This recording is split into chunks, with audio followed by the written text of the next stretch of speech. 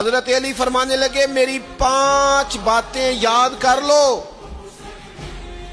اور فرمانے لگے اونٹوں پر بیٹھ کر تلاش کرنے نکلو گے تو یہ باتیں تمہیں ملیں گی کہیں بھی نہیں، لے لو ہم سے حاصل کر لو، یہ فیض ہے۔ فرمایا ڈھونڈنے نکلو گے نہ ڈھونڈنے تمہیں یہ ملیں گی، ڈھونڈنے سے نہیں چیزیں ملیں گی۔ فرمانے لگے 5 باتیں لے لو یار حضرت شیر خدا کی 5 باتیں، آج اس کو سبق کے طور پر رٹا لگا لو، اسے یاد کر لو، دل میں بٹھا لو۔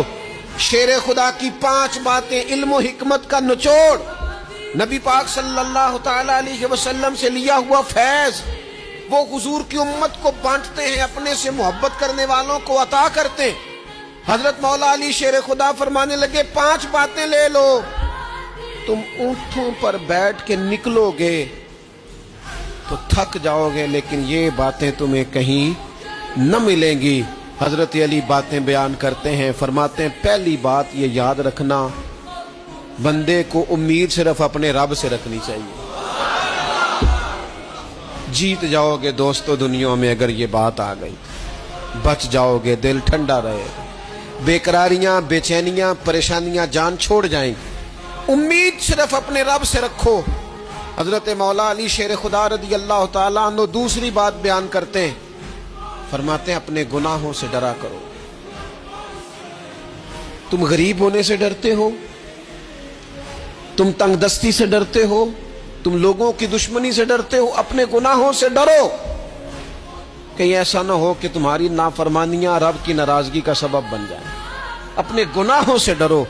اور تیسرا مولا علی شیر خدا رضی اللہ تعالیٰ عنہ فرماتے ہیں اگر تم جاہل ہو نا، تمہیں پتہ نہیں، تو علم کے بارے میں سوال کرنے سے کبھی نہ شرمانا، پوچھ لینا فائدہ ہوگا، کسی سے بات کر لینا فائدہ ہوگا، کسی سے سیکھ لینا نفع ہو جائے گا، کسی کو مان لینا اپنا استاد، زندگی بھر سمجھدار ہو جاؤ گے، فیض یاب ہو جاؤ گے۔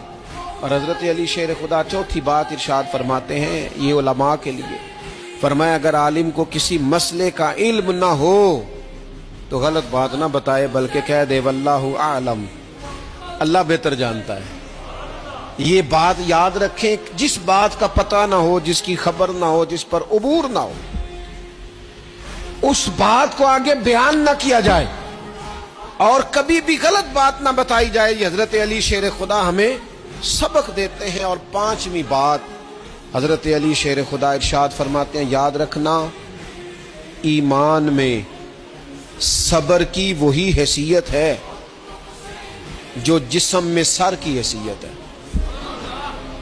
اپنی زندگی صبر کے ساتھ گزارنا، زندگی میں کبھی بے صبرے نہ ہونا، حوصلہ نہ چھوڑ جانا۔